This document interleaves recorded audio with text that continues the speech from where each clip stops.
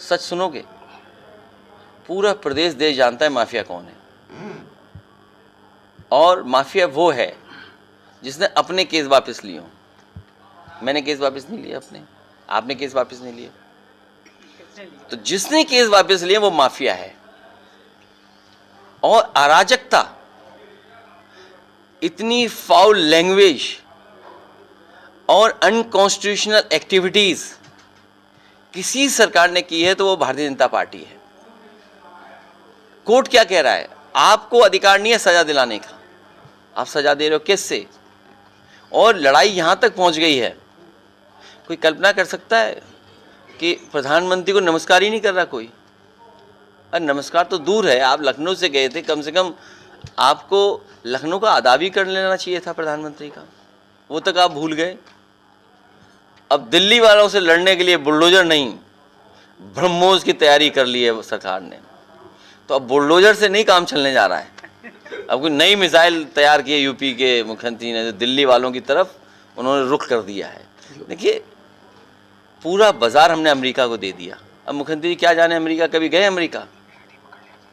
अगर एक्टिविटीज़ देख ले अमेरिका, इनकी भाषा कैसी है, तो अमेरिका इन्हें वीज़ा न दे। इनके दिल्ली वालों को भी बड़ी मुश्किल से वीज़ा मिला था। इनकी भाषा व्यवहार अगर अमेरिका जान जाएगा तो ट्रंप तो नहीं देगा वीज़ा, वहाँ के राष्ट्रपति वीज़ा नहीं देने वाले ने। तो बाजार हमने पूरा हाथ में दे दिया इनके। यहाँ जितने लोग हैं हम सब गाँव के लोग हैं। चारा अमेरिका से आएगा, बताओ आप। हमारी गाय भैंस का चारा अमेरिका से आएगा।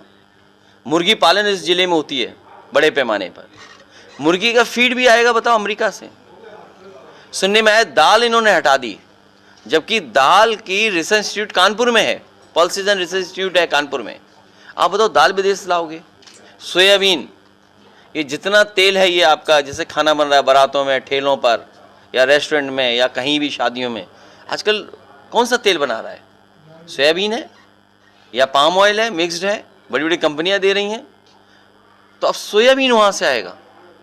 और फिर एग्रीकल्चर प्रोडक्ट में आप रोक क्या पाओगे, ये बताइए पहले तो एग्रीकल्चर प्रोडक्ट नहीं बता पा रहे, और 500 बिलियन का बिजनेस दे रहे हैं उन्हें। 500 बिलियन का मतलब ये हुआ कि आप पूरा बाजार उन्हें दे रहे हो। तो आपने जो शेयर बनाया था उसको क्या होगा, जंग लग जाएगी क्या? खड़ा खड़ा क्या करेगा वो शेयर, जो मेक इन इंडिया और स्किल डेवलपमेंट की सब दुकानें बंद हो गई होंगी। कहो वो किराया ना दिए हों जहाँ स्किल डेवलपमेंट चल रहा हो। और स्किल डेवलपमेंट तो चला नहीं, उन्होंने अपना चमकाने के लिए 10,000 करोड़ रुपए लगा दिए।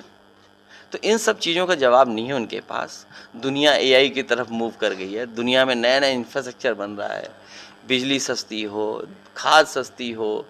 अभी खाद का एक उदाहरण दूं मैं आपको।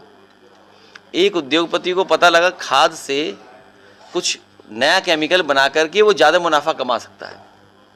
उस उद्योगपति ने किसानों की खाद खरीद ली और संडीला में पकड़ा गया। वो दिल्ली से फ़ोन आया तब वो छूटा।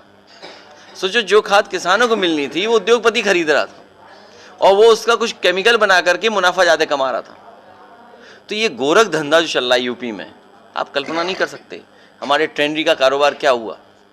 हरियाणा में एक ही डिस्ट्रिक्ट में 20 स्लॉटर हाउस खोल दिए हैं, एक डिस्ट्रिक्ट में।